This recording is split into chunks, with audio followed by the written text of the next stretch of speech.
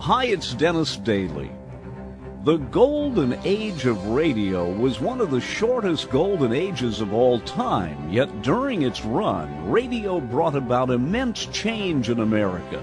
Radio brought us through the Depression and the Second World War, and then struggled on until television finally won the battle for supremacy in American media. Radio had begun just after the turn of the last century as dots and dashes, listened to by do-it-yourself radio enthusiasts. Then early voice transmissions brought radio into its first age. By the 30s, the techniques were perfected, the networks were in place, and radio was on its way. The war changed everything, as did the coming of television. On the night of September 30th, 1962, when yours truly, Johnny Dollar, and Suspense signed off on the CBS radio network, the golden age ended. But radio's final 25 years were golden indeed. So join me now as we explore radio's last 25 years. In 1960, an American spy plane, a U-2, with Francis Gary Powers at the control, was shot down over Russia.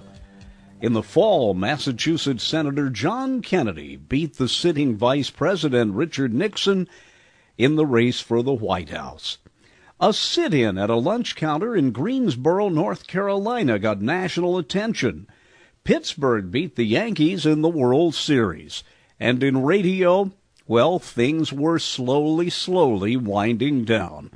For there would only be 2 more full years of broadcast radio as people knew it during radio's golden age. And from 1960, one of the greatest radio shows of all time, a show that holds the distinction of being the only radio show that came from television.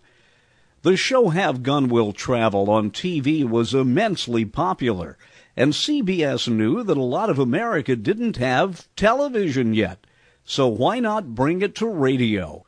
It was Richard Boone on TV and the incredible John Dehner on radio. So let's go back to 1960 and hear one of those amazing, adult, interesting, well-written episodes of Have Gun Will Travel. And then we'll say goodbye to a long era of yours truly, Johnny Dollar. First, Have Gun Will Travel.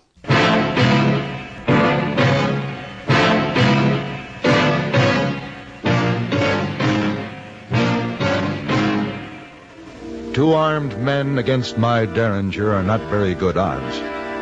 But it's the chance I'll have to take if you expect me to bring your sister back alive.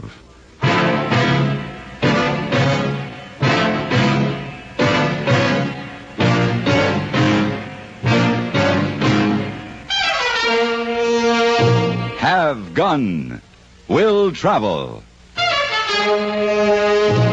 Starring Mr. John Dehner as Paladin.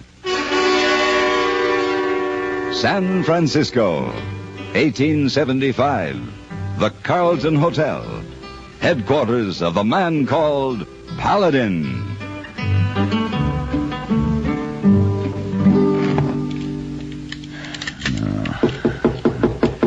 Yeah, who is it? It's Hey Boy.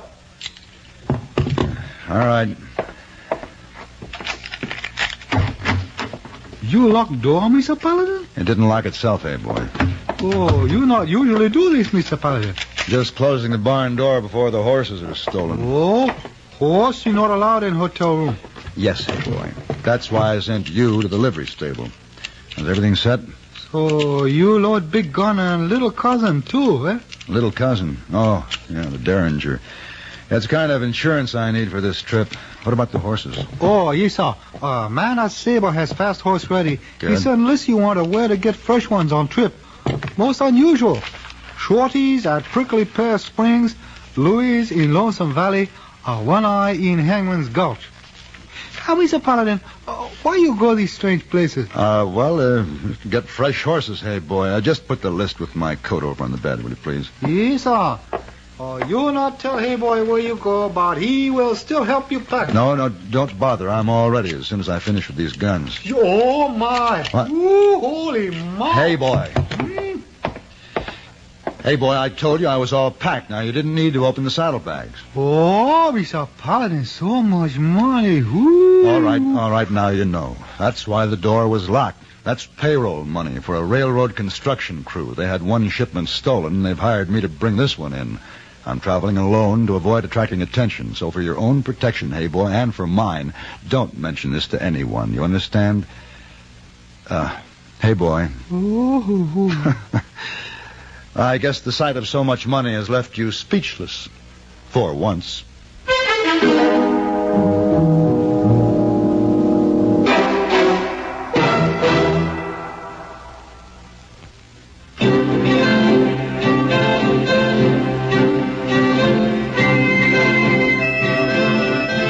I rode hard for 5 long days and had as many layers of trail dust on my clothes to prove it.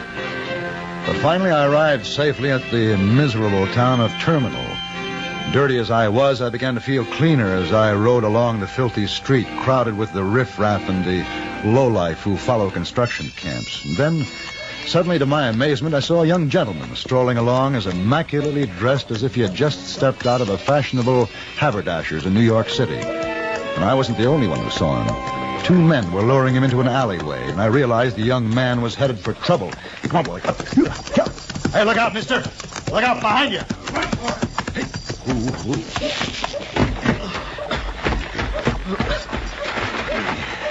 You all right? Yes. I guess so. Belted me a good one, didn't he? There were 2 of them.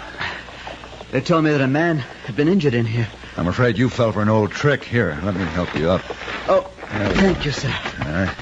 Well, I owe you my life, I would say. They very well could have done me in.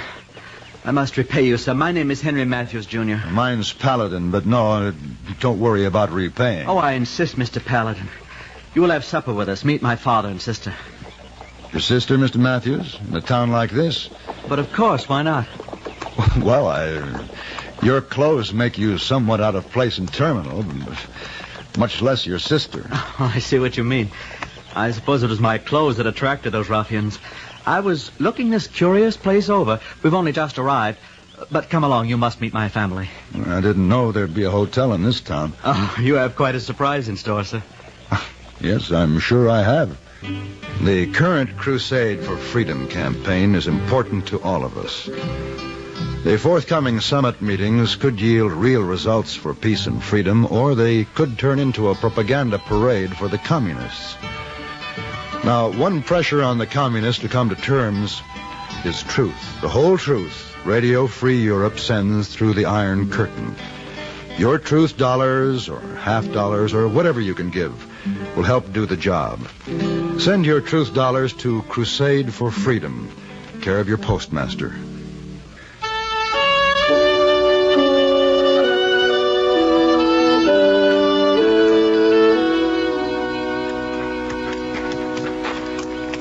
Oh, we're nearly there, Mr. Paladin. It's just around that building. You'll like Father. He's a good sort. And Alice is attractive enough, but rather stuffy at times. You know, I still can't get over seeing you in a place like Terminal. Abroad, maybe, say on the Champs-Élysées. Well, actually, we were all set to take the grand tour this summer, but Father decided a trip west would be good for us, and I love it. Alice hates it. Father's president of the railroad, you see, and... Oh, there we are. Well, I'll be. It's Father's, specially built for him. A private railway coach on a siding. It's really quite nice inside. I think you'll like it. Oh, I'm sure I would, Mr. Matthews, but I really can't. I'm much too dirty and dusty for such accommodations. I don't even have fresh clothes. No problem at all. First a bath, then your choice of my wardrobe. I'd say we're practically of a size. Oh, did you say bath? Of course. It's the very least I could do. Shall we? I'd be a fool to refuse. I should explain, I'm delivering some, important papers, so even though my saddlebags seem filled, I don't have other clothes. No need to explain. Tie up here at the end of the vestibule. Our man will stable your horse. Thank you. If you like, I'll place your saddlebags in the coach safe. I'm sure Father won't mind. Oh, fine. I'll bring them in. My valuable papers will be right at home in your safe. Right up. After you, Mr. Paladin. Thank you, sir. Oh, there's Alice. Henry Matthews, Jr., just what do you think you're doing? Hello, Alice. I saw you from inside with this man, Jr. You aren't bringing him inside, are you? Yes, Alice, I am. He did me a very great favor. He's staying for supper. My sister, Alice, Mr. Paladin. How do you do, Miss Matthews? Junior, do you have to subject us to the company of just any saddle tramp you drag in from the street? Alice! Really, I thought you had better taste. Oh, I'm terribly embarrassed, Mr. Paladin. Well, perhaps she's right. I'm not a very pleasant-looking supper companion at the moment. We'd better make it some other time. Well, that looks like a boarding house of sorts over there. Nonsense. You're coming inside, and we'll make Alice eat her words. You just follow me. Are you coming? Huh? Oh, yes, all right, if you insist. I do. What were you looking at? Those two men who tried to rob you. Where are they? No, they've disappeared. I think they were watching us. Well, don't worry about them. We'll be safe inside. Will we? Truthfully, Matthews, I'd rather tangle with those toughs out there than go inside to face your sister.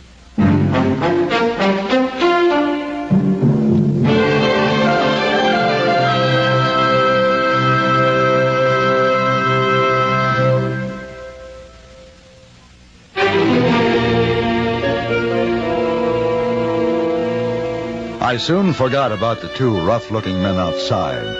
It was hard to believe that I was in the miserable town of Terminal. The luxury of the Matthews private railway car left nothing to be desired. A bath, a shave, clean towels, and a handsomely tailored suit gave me a new outlook on life. To your good health, Paladin. And to yours, sir. Ooh. I think that washed away the last of my trail dust. Well, I must say, Paladin, Alice's saddle tramp's become more of a gentleman than she ever met in Boston. It's surprising what soap and water can do, plus clean clothes. Oh, it's not just that. Oh, it's obvious you're a man of culture and intelligence. I can hardly wait till Alice sees you. You and your sister often have, shall we say, differences of opinion? I'm just a younger brother to dear Alice. She's convinced I have no judgment whatsoever. She may be right most of the time, but I get rather tired of having her prove it. I'm sure to show her up with you. But we'll soon find out. Father ought to be back now. He had some business with the foreman of the construction crew. Yes, I'm looking forward to meeting him. I imagine he's in the drawing room. Junior? He is. Right here, Father. What's this Alice has been telling me about you inviting some drifter to supper? That's exactly what he did, Father. Complete stranger. Oh. Good evening, Miss Matthews. Alice, dear, it's not polite to stare. May I say, Miss Matthews, that's a lovely gown you're wearing. Junior, what the devil is going on? Father, may I present Mr. Paladin, my drifter as well as my benefactor. He saved me from being beaten and robbed this afternoon. How do you do, sir? Well, welcome aboard, Mr. Paladin. Anyone who can keep Junior out of trouble is a good man. Really, Alice, he doesn't seem so objectionable. Not in Junior's suit, Father. Oh, it's not my suit any longer. Fits him better than it did me anyway. Didn't Mr. Paladin have any clothes of his own? He was traveling light. Delivering valuable papers, didn't you say, Paladin? I believe they're now delivered. I brought your payroll from San Francisco, Mr. Matthews. It's in the coach safe. What? You didn't tell me, Paladin. You brought it alone? Well, one rider attracts less attention than an armed guard. Amazing. I like your style, Mr. Paladin. We needed that cash desperately.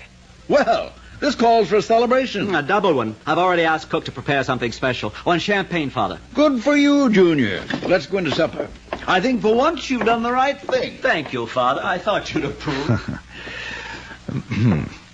My arm, Miss Matthews? Thank you. It's not often a simple man of the saddle has a chance to dine with so gentle a lady. Oh, shut up. My pleasure, ma'am.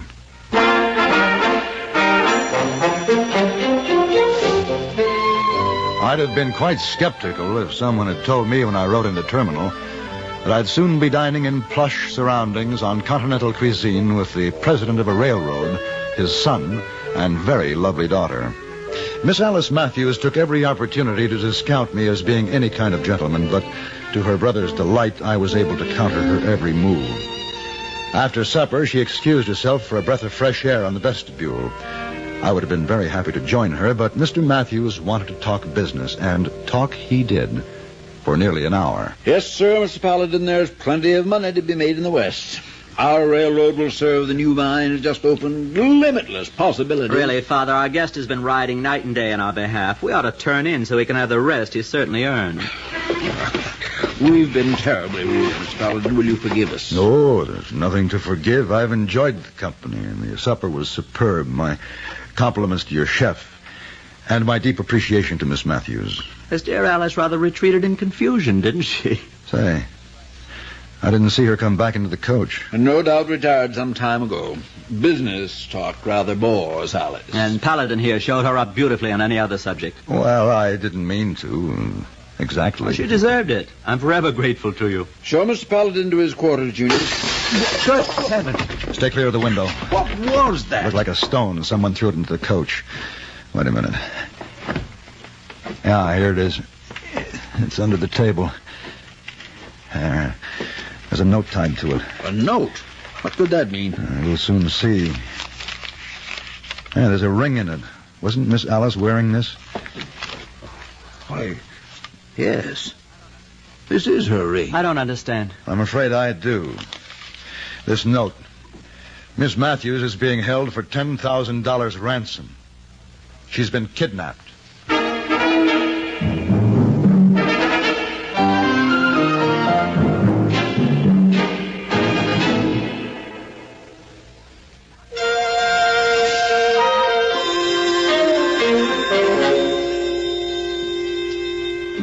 The crudely scrawled note demanded $10,000 for the return of the young lady. It also stated that her brother was to deliver the money behind the terminal saloon at midnight, and he was to come alone and unarmed. The Matthews, Sr. and Jr., offered rather drastic solutions. I'll deliver the money and then thrash the scoundrels. We'll call out the whole construction crew. Now, we'll have them and tear this town apart. Gentlemen, either way, Miss Alice might be harmed. The two men who tried to rob Henry and then followed us here are probably behind this. No, we'd better comply with their orders, with one exception. What do you mean, Paladin? It's obvious that if you took the money, they'd take you, too, demand double the ransom. Now, it's almost midnight. I'm already dressed in your clothes, and we'll have to take the chance that they'll mistake me for you. And if they don't, I'll simply tell them I'm her older brother.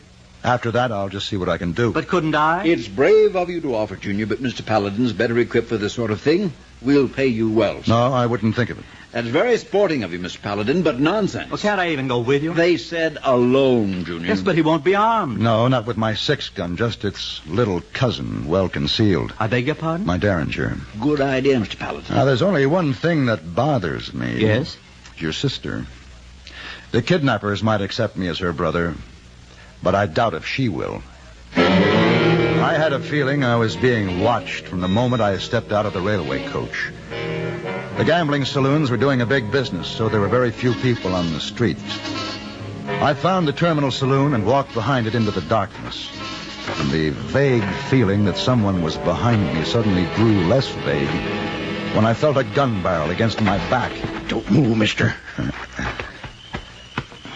No guns, eh? Good thing for you. We followed your orders to the letter. What are you doing? Just putting a bag over your head, mister. And turn around. Drop that satchel and stick out your hands. Now, what's the meaning of Drop this? it. I ain't taking no chances. Hey, what do you think you're doing? With your hands tied and your head covered, you'll stay out of mischief. There we are. All the money in this bag? See for yourself. Oh, don't you worry, I will. Right now, we're going to take a little wagon trip. Move.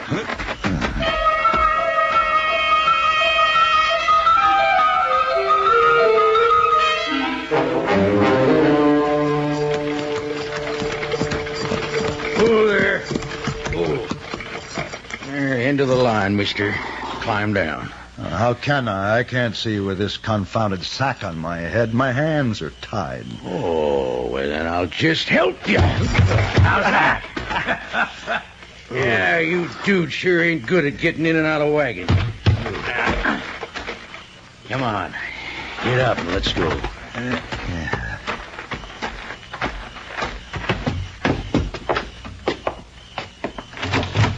Inside. You get him? I got him. Money, too. Good. Guess we hit pay dirt this time. Yeah, and we're gonna double it.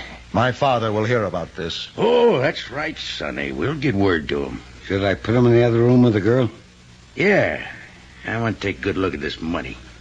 Come on, rich boy. Here's your little brother, lady. Wrapped up nice and neat. I don't believe you. Yeah. See for yourself. I'll take this sack off and show you. What'd they tell you? Alice, dear sister, are you all right? Come here and help me count this money. And we got to decide how much to ask for him. All right. Now, leave the door open so we can watch him. Don't know what for. They ain't doing nothing. I never can tell. Put your arms around me, Miss Matthews. You're supposed to be my sister. My arms around you. You might just save our lives. Our lives? Oh, yes. Like this? Yes. Hug me now. And listen carefully. Don't move suddenly, but put your hand under my coat. Why? Look at him in it. Scared to death. There's a derringer strapped under my arm. Get it for me. I can't reach it without moving. You've got to. My wrists are tied. Now pretend you're reaching up to kiss me. I couldn't. Kiss me. All right. There, I've got it. Now put it in my hand. I can hold it. What's going on in there? Oh, they're coming. When I turn to face them, drop to the floor. They seem kind of lovey-dovey now for brother and sister. Yeah. What are you two? Don't move, gentlemen. He's got a gun. Get him. Hit the floor, Alice. Drop that.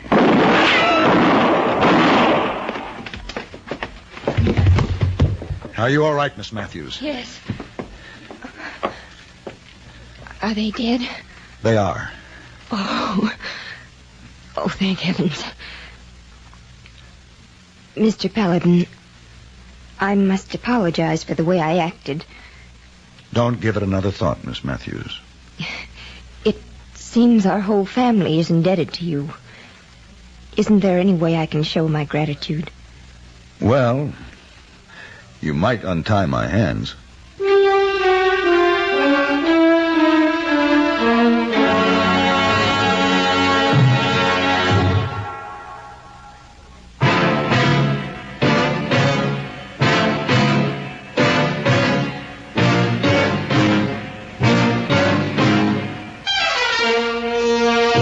Have Gun. Will Travel. Created by Herb Meadow and Sam Rolfe, is produced and directed in Hollywood by Frank Paris and stars John Daner as Paladin, with Ben Wright as Hayboy and Virginia Gregg as Miss Wong. Tonight's story was specially written for Have Gun, Will Travel by Rod Peterson. Featured in the cast were Jack Edwards, Parley Bear, James Nusser, Jack Moyles, and Eleanor Berry. And now, here's a special word from our star, John Daner. The current Crusade for Freedom campaign is important to all of us. The forthcoming summit meetings could yield real results for peace and freedom, or they could turn into a propaganda parade for the communists. Now, one pressure on the communists to come to terms is truth. The whole truth Radio Free Europe sends through the Iron Curtain. Your truth dollars or half dollars or whatever you can give will help do the job. Send your truth dollars to Crusade for Freedom, care of your postmaster. This is Hugh Douglas inviting you to join us again next week when CBS Radio presents Have Gun, Will Travel.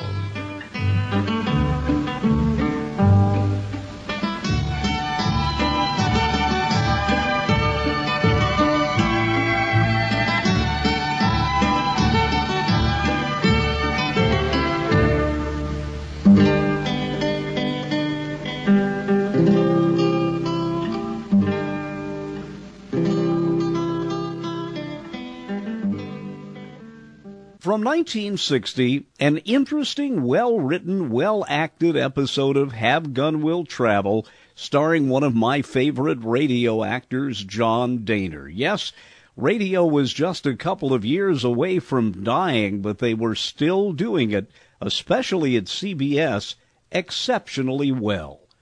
1960 was also the year that Bob Bailey stepped away from the role of Johnny Dollar. That detective show would start in the 1940s and continue well into the 1960s. Bob Bailey had done, I think, around 400 episodes when he decided to turn it over to somebody else because the show was going to move to New York for its final 2 years. Here is the last episode in which Bob Bailey starred as Johnny Dollar. Johnny Dollar. Johnny, this is George Reed. Well, hiya, George. How's dear old Floyd's of England these days? If you read the Wall Street Journal, Johnny... If I what? What? Nothing. Just keep talking. Plutocrat. Well, according to the financial reports, the leading insurance companies are doing better than ever. And I'm proud to say that Floyd's of England is among the leaders.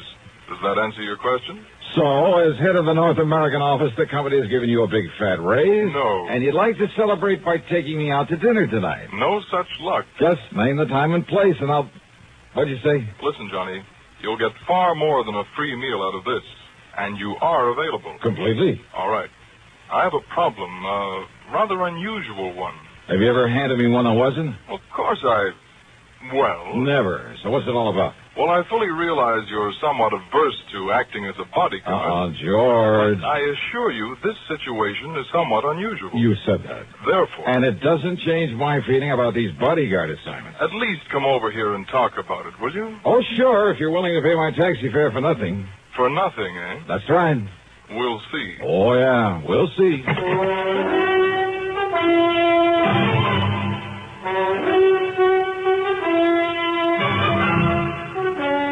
CBS Radio brings you Bob Bailey in the exciting adventures of the man with the action-packed expense account, America's fabulous freelance insurance investigator. Yours truly, Johnny Dollar.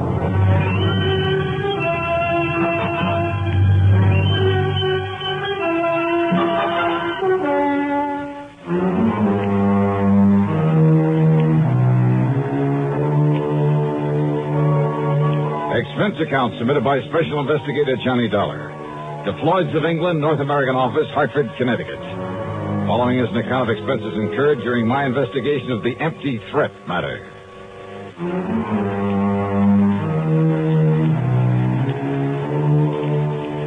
These so-called unusual problems George Reed handed me were all too often dangerous. But it's a living, and so far I've been lucky. So, expense account item 1, $1.10, taxi fare to his office at Floyd's of England.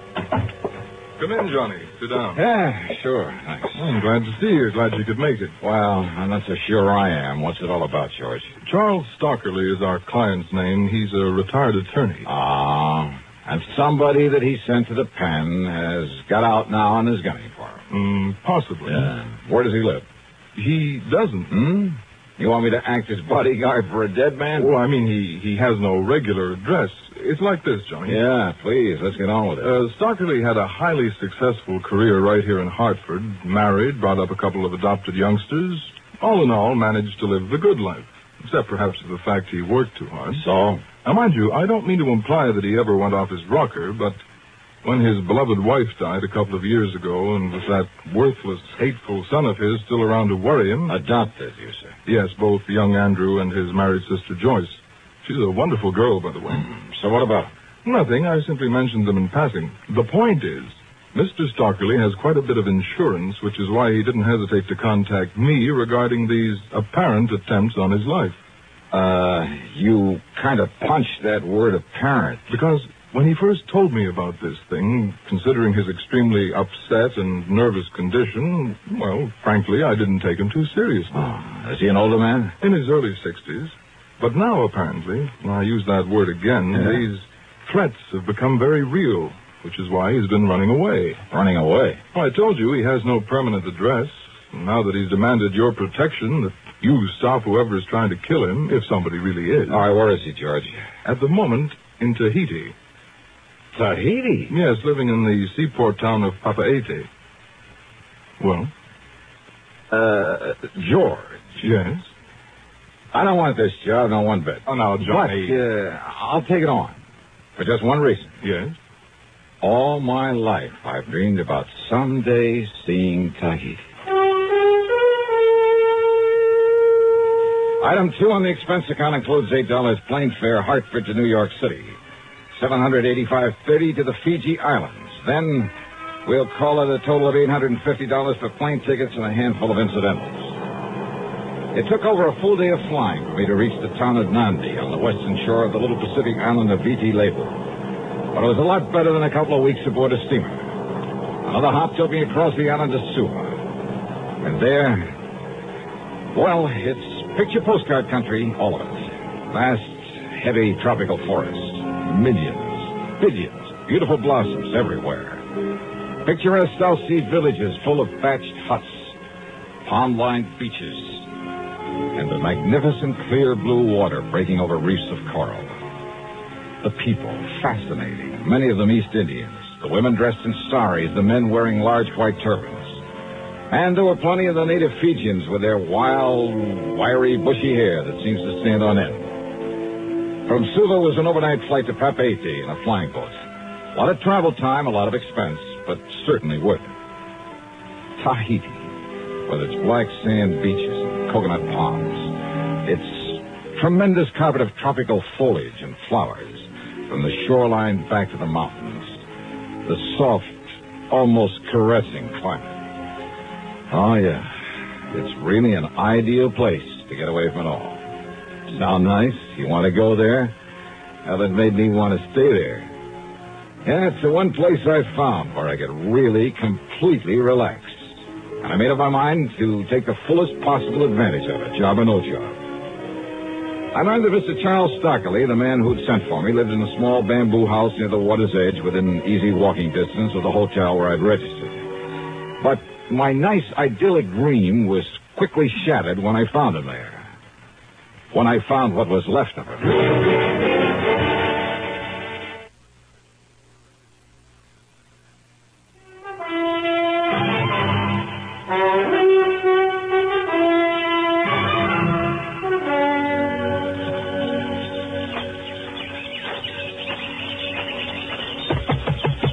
Mr. Stockley?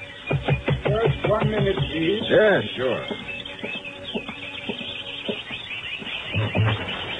Yes, Mr. Stockley? No, I am Dr. Bentley. Oh, well, I'm Johnny Dollar, a special investigator. Is that Mr. Stockley? Yes, it is. What happened? Who did this to him? Is he still alive? Yes, Mr. Dollar. He's resting as a result of the sedative I'd given him. But he looks as though he... Why, what happened to him, Doctor? He was up on the side of Ka Arbu Mountain gathering flowers on a long and treacherous ledge. Oh. When he noticed someone following him very furtively. Oh? Apparently this someone did not wish to be seen by him. He kept getting closer and closer, but always in hiding. Go on, Doctor. Then Mr. Stockley realized it was someone there with no good intent. But as he sought to escape, stepping gingerly, carefully along the rim of the ledge... Yeah? He isn't certain exactly what happened. He's quite sure he didn't slip. Rather that he was shoved by this, someone from behind a bush. He fell about 60 feet down through the tangled brush and remained there overnight. If one of the natives hadn't found him early this afternoon... But he isn't sure he was pushed off there. Oh, he's quite certain of it. And that the man, the person he saw up there, wasn't just somebody else gathering flowers. Mr. Dollar, if it weren't for his exhaustion, and of course the sedative I had given him, he would have fled this island immediately. You see, he's a very nervous and, I might say, apprehensive man. Look, do you know of anyone who might want to harm Mr. Stockley? Oh, certainly not, sir. Mr. Stockley, in spite of his nervous affliction, a constant kind of fear, I would say. Yes, I know. Why, he is one of the most highly regarded... Well, I'm certain that no one, white or native... Yeah, okay. Now, how long do you think he'll sleep? Oh, until sometime late tomorrow morning. All right, then I'd better plan on bunking down right here. Tell me, Mr. Dollar. Yeah? Do you think that he is possibly in danger from someone? Maybe. Maybe not. We'll see. When I told the doctor my job, he was completely cooperative. Helped me improvise a bed near Mr. Stockley's, and he had some food brought in for me. That and his fee for the care of Stockley came to $9. I didn't get much sleep that night. Every completely harmless sound around that little shack got me up with a start. Had I known what the morning was to bring, I might have asked the doctor for a sedative for myself. Promptly at 5:30 a.m., Stockley woke up. He was so worried, nervous, and excited, I thought he'd gone completely off his nut. It's no use, Dollar. We got to get out of here. Yes, we must get away before he finds me again and kills me. So he left on the morning plane. But it wasn't until we changed at Suva, then at Nandi, and finally started that long leg of our flight across the Pacific towards San Francisco that he calmed down long enough to tell me what it was all about, after a lot of irrelevant chatter about his family. The death of my darling wife back in 1958 upset me terribly, Mr. Dollar. I confess I became a nervous wreck. Temporarily, that is. If it hadn't been for our adopted daughter, Joyce, a wonderful girl, I'd have lost my mind. What about your adopted son? Wasn't he any help? Andrew? Oh, never. I've given Andrew everything, Mr. Dollar. Too much. Education, money, investments that will keep him wealthy for life. A bad mistake. He's never done a day's work in his life. Yeah, well, now... What's more, he's never shown the slightest sign of gratitude for love for his sister. I see. But Joyce, who asked for nothing in all her life, who worked to train herself, to support herself, and is now married to a fine young man. Mr. Stockley... Joyce has been nothing but a joy and comfort to me. About these threats now... That is why I never worried about the threats. Yes. They've been more than that. They've been attempts upon my life. Like the one you nearly witnessed there in Tahiti, where I thought I'd finally found safety. From whom, Mr. Stockley? From whom? From whom? At home in Hartford, when I tried to tell the police, they wouldn't believe me. I suppose perhaps because of my nervous condition, but it must be Harry Linker. Linker? Yes, Linker. Years ago, I had him sent to prison. He swore he'd get even with me. But look, don't they all make that kind but of what threat? did the police say? That he's reformed now, that it must be someone else. But I knew he'd come back to kill me, and he has. Oh, now listen. First was threats over the telephone, right after Martha died, as I was about to leave for Europe. Oh? And when you left, he stopped bothering you? Stopped. It was in Paris that I heard from him again. It was in Paris, Mr. Dollar, that I narrowly escaped being run down in the street and by an American car. But now look... So I fled to London. I should have known better than to walk the streets there alone at night. But it was there that only the intervention of a bobby kept me from being murdered by him after another warning. But, Mr. Stockley... In Jakarta, more threats. I found a poisonous reptile in my trunk. In Stockholm, I found the scorpions in my briefcase just in time. Oh, now, please, look here, Mr. Stockley. I've run, but he's kept coming after me. He attempted to poison my food, I'm sure of that. Mr. Stockley. And there in Tahiti. Yes? Look, every one of those things could have been coincidence. Coincidence? So please, until we have some proof this man Linker is chasing you around... The doctor told me that unless I am able to stop this mad flight, I'll kill myself. Perhaps even deliberately. What'll I do? Where can I go? Well, right now we're heading back to the States, back to Hartford. What if he's following us? Then maybe we'll find some proof against him. Proof? By having me killed? Look, you'd better take another of those pills the doctor left for you. And you'll stay awake to protect me? Yes, I promise. Coincidence? Why, sure it was. There at the San Francisco airport when the baggage truck ran out of control and almost hit him. Anyhow, I practically had to hold his hand on the rest of the trip to Hartford. There, I piled into my car, drove straight to my apartment, gave him a key, and had him go upstairs and wait for me while I put the car away in the garage at the back. It took me 3 trips up those stairs with the luggage, but then...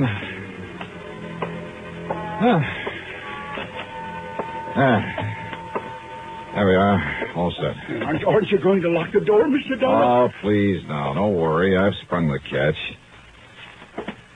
Hey, did you pull down all those shades? Of course I did. Oh, Look, as I told you on the phone, until we get some proof that this... here now. There, this place looks a little more cheerful. Holy... There, do you see? Now, Stockley. What's the matter with you? Get away from that window. He thinks you're me. Oh, no, please, listen. That must have been some kid with a little .22. Oops.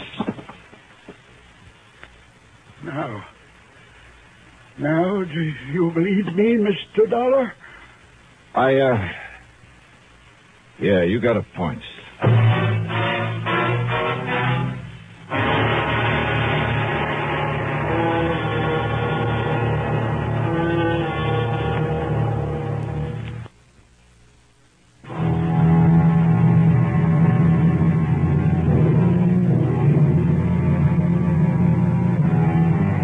I carefully dug one of the 38 slugs out of the wall, wrapped it in a handkerchief, then put in a fast call to Bill Peters, who was not only a good doctor, but, well, I told him to pack a gun into his medical kit. He arrived in short order and did what he could to quiet Mr. Stockley's nerves and agreed to stick around. He'll sleep a little while now, Johnny. Good. But listen. Yeah, Bill? Did you hear him? You know, he's not kidding. This old coot's gonna take the leap unless we can... Suicide? Wouldn't put it one bit beyond him. Believe me. This whole business has him in pretty bad shape. Oh, that just doesn't make sense, Bill. Because he's been trying so hard to run away from this killer or supposed killer. Well, sure he has. And if he wanted to die, Just brush up on your human psychology, boy. Okay, I'll take your word for it. Now, if you'll stick around, I'll get this bullet over to headquarters. I'll be here. At headquarters, they gave me the story that Stockley had said they would. A few years in the clink had changed Harry Linker. He was living a model life, running a store right here in Hartford. I called on Linker at his hardware store, and I must say he convinced me that he was behaving himself. He was even quite concerned about Mr. Stockley, offered to help us if he could. I called on Stockley's adopted daughter. Then I told her the whole situation. This is a terrible thing, Mr. Dollar. I know. If only Daddy'd told me so I could have done something to help him. Well, as soon as we clear this thing up. I'll go to him right away. No, just wait first. He needs me. Well, you can probably help your father more than anyone else in the world, but not right away. But you'll let me know the minute we can bring him here and take care of him. Yes. Now, you're sure your husband would agree to that? Of course. Yes, of course he would. Oh, good. That's all I wanted to know. You don't think my husband could be behind this? Why, Ed feels as much affection for Daddy as I do. You'd better answer that phone, hadn't you? Oh, yes. Excuse me. Hello? Why, yes, he's right here. Mr. Dollar. Oh, thanks. Johnny Dollar. I've been calling all over for you. This is Bill Peters, Johnny. Yeah, Doc. Listen, there was a phone call right after you left. Oh? Stockley was awake, and I made the mistake of letting him take it. Yeah? He listened for a second, got as white as a sheet, and then started yelling, no, you'll never get me. Go on, Bill. Then he slammed down the receiver and made a dive for the window. Bill! It's all right. I caught him in time. Oh. I gave him a stiff hypo, and, well, that's it. Johnny? Suicide. What's the matter with me?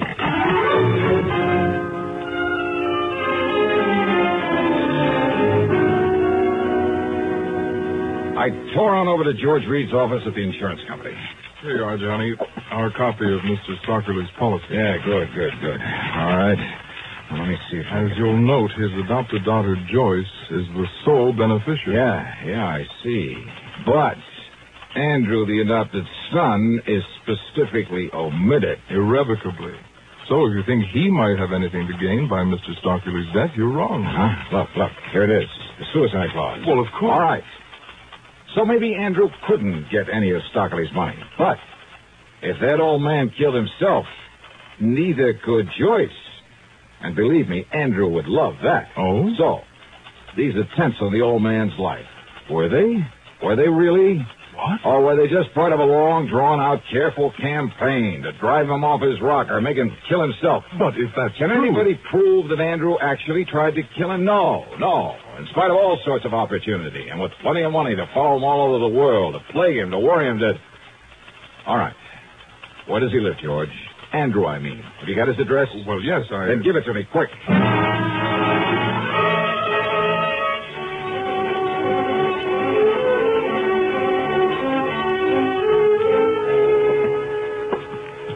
Travel stickers, huh? On all his luggage. From all the places Mr. Stockley has been. Yes, I suppose I should have taken them off my luggage. Mm-hmm. They are going to hang you, Andrew. Do you think for 1 minute that you or the police can ever prove I actually tried to kill my foster father? Because I didn't. Maybe they won't need to. Just a minute. Maybe this is one time I'd better take the law into my own hands. No, Dollar, stand back. Oh, yeah, I see. But you'd better let me have that gun, Andy, so the police can compare it with the slug I dug out of the wall. What? This is the gun you used to throw a couple of shots through the window of my apartment. That was your apartment where he went? That's right. But it was you who drove him over there in a car. That's right. But you left him there, and I thought... Just long enough to put my car away. And I'm the one who almost got nicked by those shots of yours. And I don't like that, Andy. Stand back, I say. You better give me that gun. No. Because if you try to use it now, you will be in trouble. Listen, Dollar. Yeah. Randy,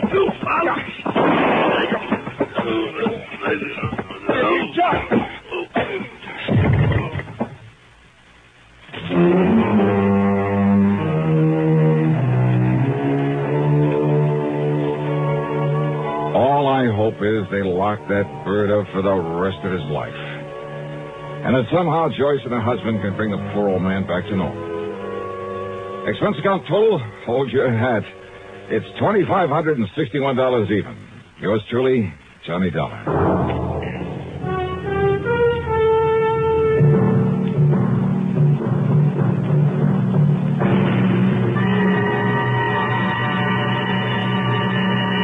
To tell you about next week's story. Next week, a story of real intrigue, plus a couple of the most intriguing characters I ever met.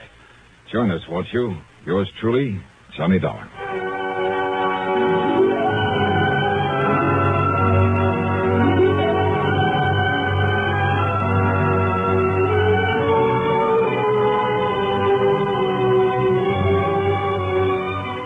Yours truly, Johnny Dollar, starring Bob Bailey. Originates in Hollywood and is written, produced, and directed by Jack Johnstone. Heard in our cast were Virginia Gregg, G. Stanley Jones, Ben Wright, Ralph Moody, Harry Bartell, and Carlton G. Young. Be sure to join us next week, same time and station, for another exciting story of yours truly, Johnny Dollar.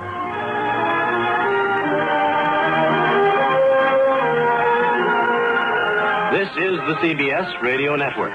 From 1960, the last time veteran actor Bob Bailey would play Johnny Dollar. After hundreds of wonderful episodes, part of that middle run of Johnny Dollar with Bob Bailey featured 15-minute segments a night. There was a lot more plot exposition, and the shows ran an entire week. In some cases, they ran 2 weeks.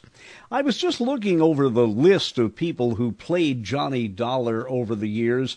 In the beginning, there was that pilot episode that was done by Dick Powell, but then there would be 811 regular episodes over a 12-year period, and luckily 720 of them still exist.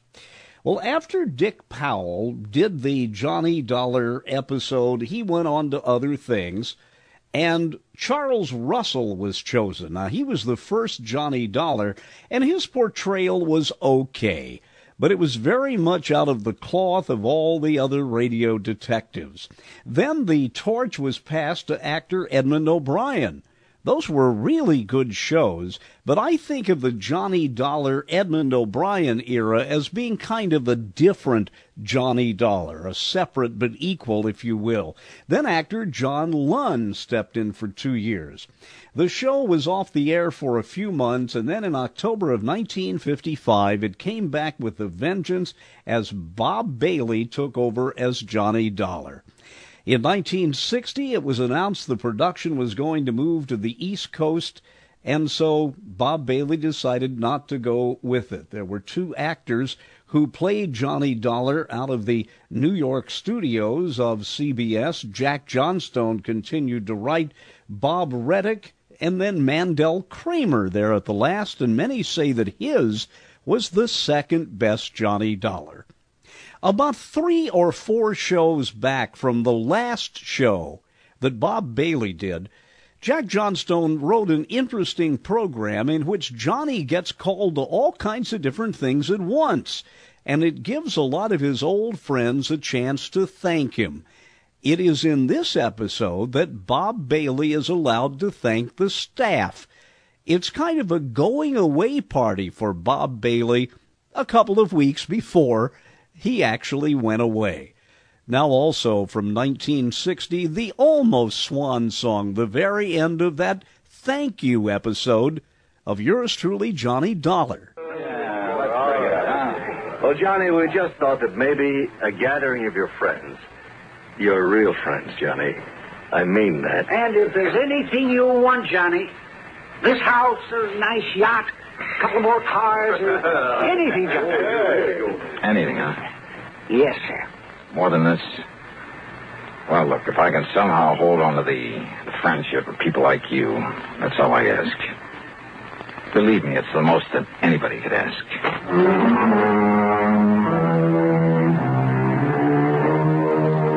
Oh, mighty wonderful people, all of them. Some others, too. I mean, behind the scenes in the job of bringing you these radio reports week after week. The associate directors on the show, Kenny Hodge, Bob Shue, the announcer, Johnny Wall, a mighty wonderful technical crew, Bob Chadwick, Bill James, Tom Hanley, and I mean Jack Johnstone, our producer and director, who, well, he's the guy who makes it... How is that, Jack? Okay. But give them a lot of credit, huh? Because believe me, they deserve it. Yours truly, Johnny Dollar.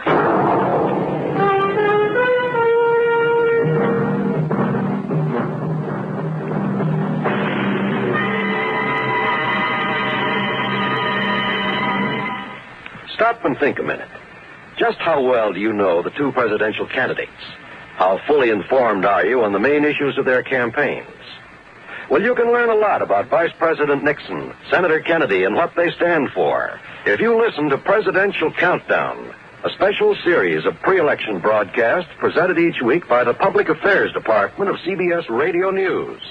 Don't miss this important, informative feature. Listen to Presidential Countdown every Tuesday night on CBS Radio. Now, here's our star to tell you about next week's story. Next week, a yarn about the lust for gold and the things it can do to a man. The story takes place in the famous historical ghost town of Virginia City, Nevada, site of the famous, almost fabulous Comstock Lode, where sudden death was all too often the price of finding a rich vein of gold or silver back in the middle of the late century. Or even today, there's gold to be found, and sometimes murder. I think you'll like this one, especially the switch at the end of it. So join us, won't you? Yours truly, Johnny Dollar.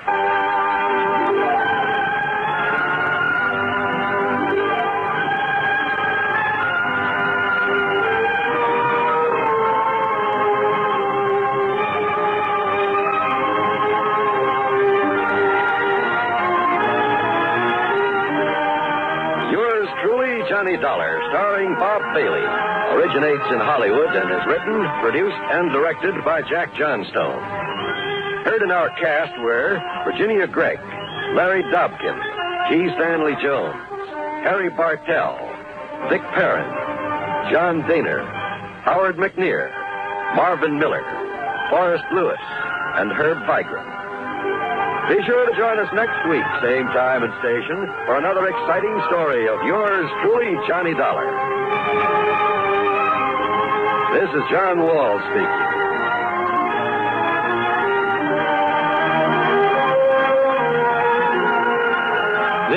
the CBS Radio Network.